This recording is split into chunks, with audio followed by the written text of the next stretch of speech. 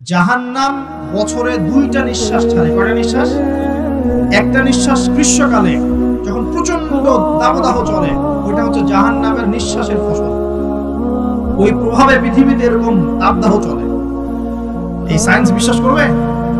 করবে না। ওর বিশ্বাসে আমার যায় আসে না। আল্লাহ পাক বলেছেন সত্য, রাসূল বলেছেন সত্য।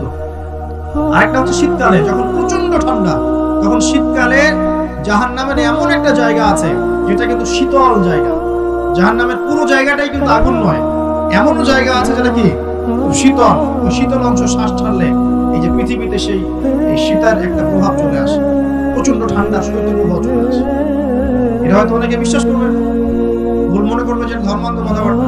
হাদিসে আছে নবী সাল্লাল্লাহু আলাইহি ওয়াসাল্লাম বলেছেন, কে সত্যবাদী? এই পুরো সভ্যতার রাসূল সাল্লাল্লাহু আলাইহি ওয়াসাল্লাম। এই বিশ্বের সমস্ত মানুষ সত্যবাদী বেশি না আল্লাহর রাসূল বেশি সত্যবাদী? বাস, আর কোনো দরকার আছে কথা? কবরের আযাব সত্য না মিথ্যা? চোখে দেখা যায়? কোন পরীক্ষাগারে প্রমাণ করা যায়?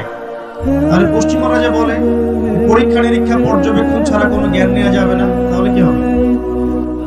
এই যে শিক্ষা ব্যবস্থা দাঁড়িয়ে আছে এখনকার এই দর্শনের উপরে, পরীক্ষা নিরীক্ষা পর্যবেক্ষণ চাক্ষুষ না দেখা পর্যন্ত কিছু বিশ্বাস করেন।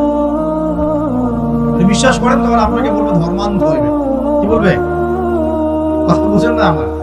হ্যাঁ, ওদের ফিলোসফি অফ এডুকেশন, মানে আমরা বলি এটাকে এপিস্টিমোলজি, আমাদের ফিলোসফিতে বলতে এপিস্টিমোলজি মানে জ্ঞান তত্ত্ব। এই শব্দের অর্থ হচ্ছে কি?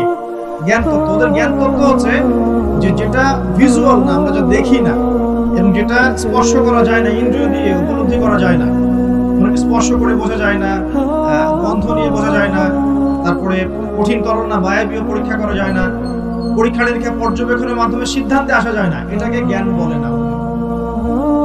এটাকে এই সিঁড়িগুলো উত্তরানো যায় তখন সেটা জ্ঞান, ওদের দর্শনের।